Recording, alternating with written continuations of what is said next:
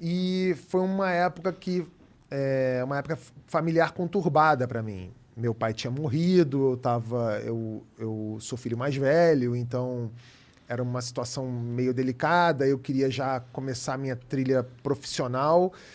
E a UFRJ, na época que eu estava estudando lá, não era uma faculdade, era uma faculdade muito concorrida, foi um vestibular muito difícil de passar, mas eu consegui, fui muito bem, eu estava lá, mas eu sentia que se eu dedicasse muito do meu tempo à publicidade, à faculdade, eu não ia chegar a lugar nenhum, assim. Era uma faculdade que estava caindo aos pedaços, os professores estavam mais preocupados em fazer greve e falar... Ser ativista político? Mais ou menos. Não foi legal aquele período. E eu pensei assim, bom, eu preciso começar a trabalhar. Eu preciso aprender alguma coisa. E aí, logo no segundo período da UFRJ, eu busquei um estágio. E meu primeiro estágio foi na Rádio Globo. Bom primeiro estágio. Foi ótimo o primeiro estágio, mas eu consegui, assim, numa manobra louca, né? Para os jovens que... Qual é a câmera? Aquela ali? Para os jovens que estão nos... Essa aqui? Para os jovens que estão nos assistindo, existia um negócio antigamente chamado orelhão. Putz. Né? Era um telefone público que você usava com ficha e depois passou a ser cartão. Você usava o orelhão. E eu, para conseguir esse estágio, eu passei trotes para a Rádio Globo. Para ver se eu conseguia falar com alguém. Pica. E aí, passando trotes, usando várias fichas de telefone na UFRJ da Praia Vermelha, eu consegui falar com José Carlos Araújo, o narrador esportivo, que era diretor... José Carlos Araújo. Exatamente, ele era diretor de esportes da Rádio Globo. Da hora.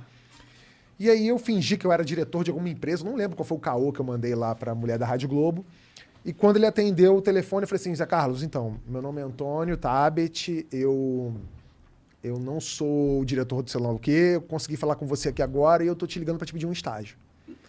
E acho que ele se amarrou naquela iniciativa louca de eu ter conseguido... O contato dele de uma forma totalmente... O contato dele de uma louca...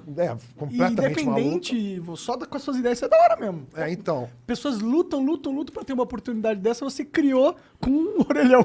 Uhum. Aí ele falou, vem aqui. Aí eu fui na Rádio Globo, e aí, isso era 96, e ele falou assim, olha, eu vou te dar o estágio, mas você não vai ganhar nada. É estágio de graça. Eu falei, beleza. E fiquei lá trabalhando na Rádio Globo. E eu fiquei um tempo lá, foi muito bom, foi um aprendizado muito bom. Eu comecei a ganhar logo em seguida. O que você fazia lá no estágio? Então, era parte de esporte da rádio. Então... fazer as coisas que estagiários fazem, né? Desde servir o cafezinho até preparar o roteiro do programa e tal. E foi na Rádio Globo. Foi muito louca essa época da Rádio Globo, né? Tipo, como eu era estagiário, eu ia cobrir os piores jogos do Campeonato Carioca. Então, enquanto os caras estavam lá fazendo Fla-Flu, Vasco e Botafogo, eu ia cobrir a trio de arbitragem de Madureira e Olaria na Rua Bariri. Eu ia pro jogo do América e Americano no Caio Martins. Eu conheci todos os buracos dos estádios mais obscuros do Rio de Janeiro e ficava lá trabalhando, fazendo isso. Então não se amarrava não? Achava uma merda? Cara, eu achava legal, eu achava muito maneiro ir para esses lugares e tal. O problema é que, às vezes, você ia pra um puta de um jogo merda, Bangu e Madureira, lá no estádio do Bangu.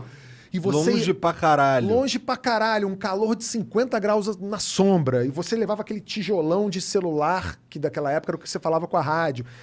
Porra, você imagina, estagiário, eu ia tudo empenhado, né? Porra, estudava o Madureira, caralho. Eu ia com aquela porra lá, e aí o cara me botava pra falar no ar uma vez, num período de 5 horas, que era de eu ir pra lá, voltar pra rádio.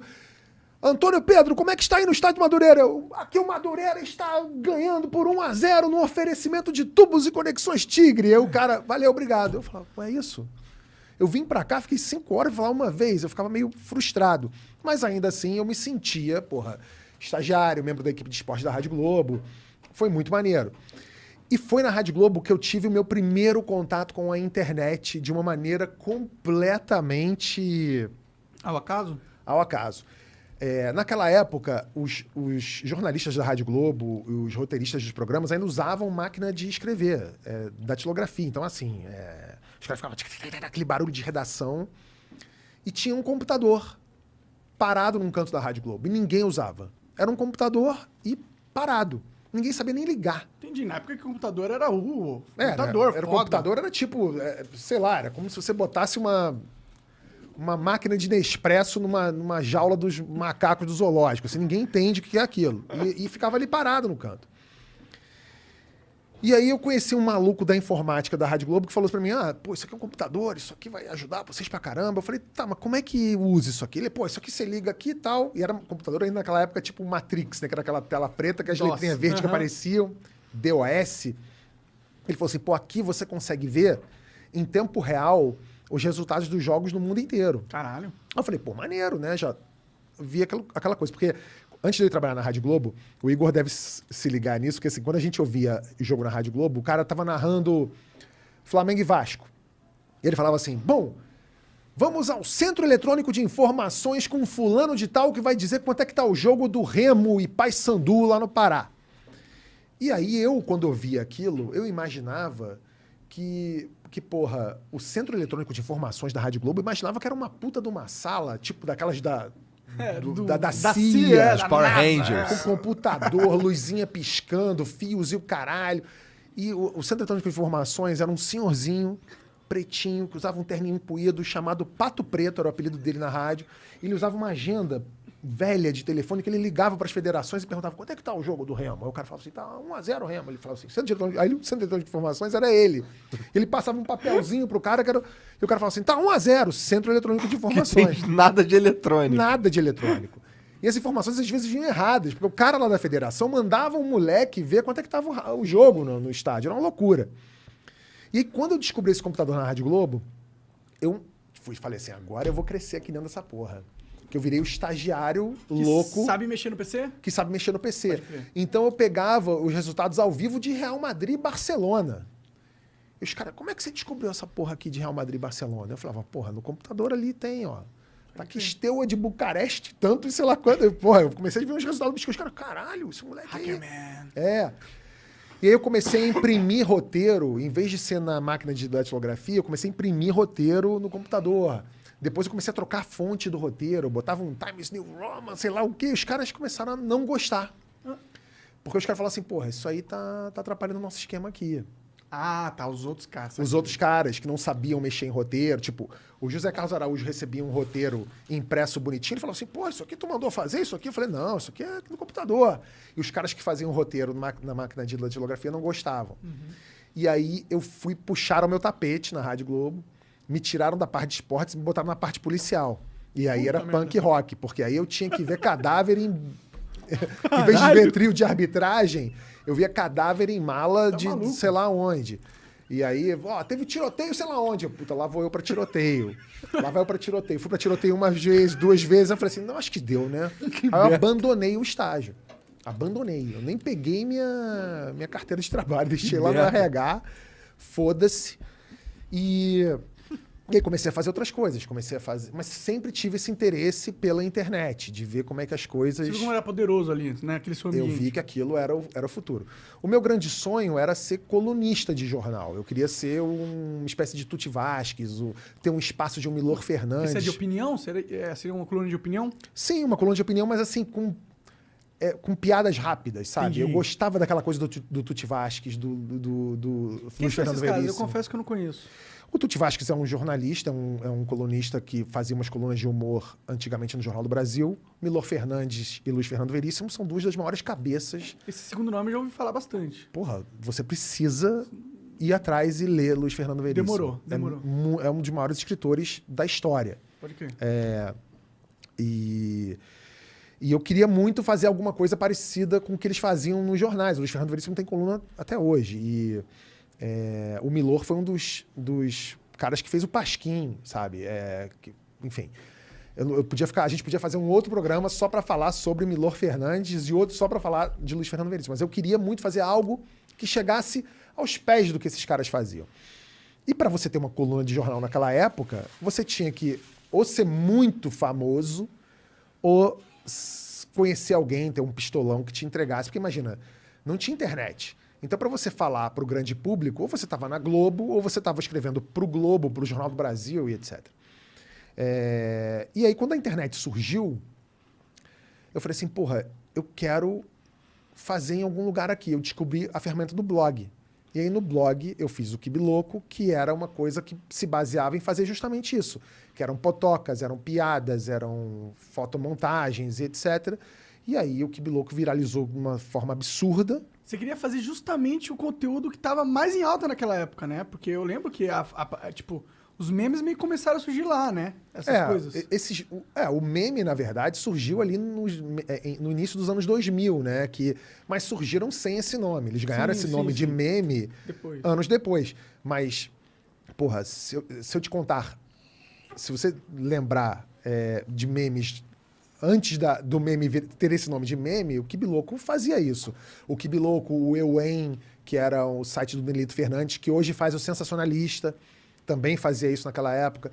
Então, teve desde a mulher do sanduíche Ishi, o William Bonner imitando Clodovil. Vários. O cara que vai mexer num negócio de choque e toma choque.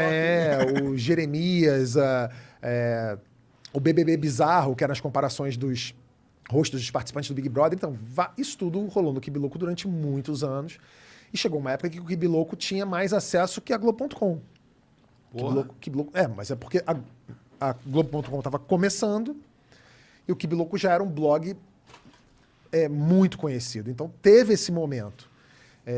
E aí, depois, né, quando o Facebook apareceu, do jeito que apareceu, o Facebook meio que matou todos os blogs. Não fazia mais sentido você ter um lugar onde você via as montagens daquele blog, quando você tinha uma rede social que pegava as montagens de todos os blogs e catalogava ali para você. Então, o Facebook meio que matou o blog, mas aí o Kibiloco já tinha servido ao propósito dele, pelo menos para mim, né? Que foi me estabelecer na internet, e ele serviu como a grande plataforma de lançamento do Porta dos Fundos. Porque quando o Porta surgiu, o Kibiloco era responsável por 80% da audiência do Porta. Foda. Então, um vídeo que a gente lançava no Porta, quando ele estava no Kibiloco, ele já estreava com muitos milhares de views. E aí ajudou muito, foi uma alavanca muito importante para o Porta. Foi tu que é o cara que tava junto lá para inventar o Porta dos Fundos? Sim, absolutamente. Foi uma sacada muito foda essa do Porta dos Fundos. Foi um timing muito bom trazer esse tipo de conteúdo na hora que o YouTube tava precisando de um conteúdo mais bem produzido, na hora que a internet tava querendo começar a falar, não é só a TV que pode produzir umas paradas tipo TV, nós podemos também. E você meio que você junto com o Porta foi o catalisador disso, de certa forma. Na verdade, o Porta começou a surgir quando eu me encontrei com o Ian. O Ian, que tá comigo no Porta até hoje e era o diretor do Anões em Chamas. E eu era roteirista. Então, nessa época, sou roteirista do Porta até hoje, o Ian também é roteirista e diretor. E eu assistia aos vídeos do Anões em Chamas e eu falava, cara, esses vídeos são muito legais, são muito maneiros, muito bem dirigidos. E tinha um apuro de produção, tinha um apuro de direção, um capricho, as imagens eram muito boas. E eu falava, putz, isso aqui é muito foda. Isso que esse cara bota no ar é um negócio que eu podia estar vendo na Globo, no cinema ou no Saturday Night Live da vida. Era muito bem feito. Ainda amarrava Anões em Chamas. Era muito bom. Foi no Anões em Chamas que tem o MC Niga, não é? Eu não sei. Eu confesso que é eu não sei. É o Gustavo. Pode ser. E aí ele tá cantando o funk das antigas. Aí ele faz o MC Niga. Assim. Ah, pode ser. O Gustavo também tava no Anões desde sempre. E aí eu marquei um almoço com o Ian. E eu falei assim, Ian, eu tenho roteiros, eu tenho vontade de... Eu não queria atuar. Eu nunca quis atuar. Eu queria escrever. Eu falei assim, eu tenho uns roteiros aqui e eu queria que você dirigisse esses roteiros e a gente publica esses vídeos no Kibiloco. O que você acha? Ele falou assim, topo, vamos fazer já. E só que, porra, aquela coisa do carioca, entre topo e vamos fazer já, tem ali um tempo. E, porra, a gente não tinha grana, né? A gente não tinha dinheiro para produzir as coisas. Mas a gente começou. Tanto é que o O Porta dos Fundos quase se chamou Kibe em Chamas. Porque era a mistura do Kibe Louco com Anões em Chamas. E até a gente começar, de fato, o Porta passou por alguns embriões ali antes. Então, por exemplo, teve o CSI Nova Iguaçu, que a gente começou a fazer, foi quando surgiu o Peçanha, né? O Peçanha surgiu ali sem esse nome ainda, com o CSI Nova Iguaçu, que eram vídeos que a gente fazia com produção do Anões em Chamas, direção do Ian, os roteiros eram meus, e a gente fazia e ia ao ar no Kibe Louco e no Anões em Chamas. Então tinha vinheta do Anões em Chamas, vinheta do Kibe Louco e entrava o CSI Nova Iguaçu. E aí, quando a gente viu que deu certo, que a gente conseguiu fazer, a gente falou, vamos fazer o programa de humor que a gente tem vontade de ver na TV e ninguém faz. E nessa época a gente já estava na Globo. Eu já tinha sido contratado pela Globo, eu já tinha trabalhado no Caldeirão do Hulk durante um tempo. Como roteirista? Como roteirista. Eu fui roteirista lá durante quase 5 anos. Legal. Do Caldeirão do Hulk. Mas... E aí depois eu saí do Caldeirão para fazer a oficina de humor da Globo. E na oficina de humor da Globo, você aprende muito, você conhece muita gente legal, mas era uma época em que o humor da Globo ele não estava exatamente procurando o tipo de humor que a gente queria fazer. Entendi. Imagina, era o Zorra Total ainda, aquele Zorra antigo, que era o líder de audiência de humor na Globo. A busca era por um novo sai de baixo. Assim, eles queriam alguma coisa que fosse aquele humorzão... Mais popular. Mais popular. Então eles tinham assim, meio que uma encomenda pra gente, assim, de fazer. Na época eles queriam um programa que fosse passado, que se passasse dentro de um shopping. Uma sitcom barra... Esquetezinhas esquetes isoladas. E aí, quando eu escrevia as coisas que eu gostava na oficina de humor, eu era muito gongado. Tipo, eu escrevia e os caras chegavam e falavam assim, pô, isso aqui não é humor.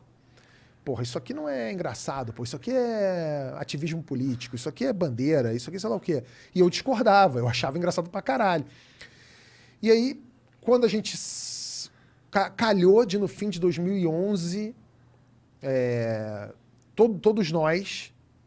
o Ian estava na Globo também nessa época. O Ian trabalhava no Caceta. Eu estava nessa oficina de humor. A gente falou, bom, agora que a gente saiu da Globo, vamos tentar botar de pé esse programa. E aí o Ian era muito amigo do Fábio. A gente conhecia o Gregório. E aí depois veio o João. A gente meio que se juntou e falou assim, vamos fazer? Vamos fazer. Juntou essa galera. Tinha um outro pessoal do elenco do Porta que começou lá atrás com a gente que queria ter um envolvimento, mas só como ator mesmo, não queria... Ser dono da empresa? Não queria se envolver com outras coisas. Porque, pô, imagina, o Porta, no início, a gente pagava. Pagava para botar no ar. E pagava uma grana que, na época, doía no nosso bolso. Eu imagino. A gente botava, tipo, 5 pau cada um por mês para botar um negócio de pé. E durante um bom tempo foi assim. E teve mês que aumentou para 10. Então, assim... Cara, era o dinheiro do FGTS da Globo que a gente estava gastando para botar o Porta no ar. E aí a gente começou... A nossa ideia inicial era fazer um programa de humor mesmo, de meia hora... Tipo um Saturday Night Live. Exatamente. E aí a gente fez o programa, esse pilotão de 15 minutos, eram 15 minutos,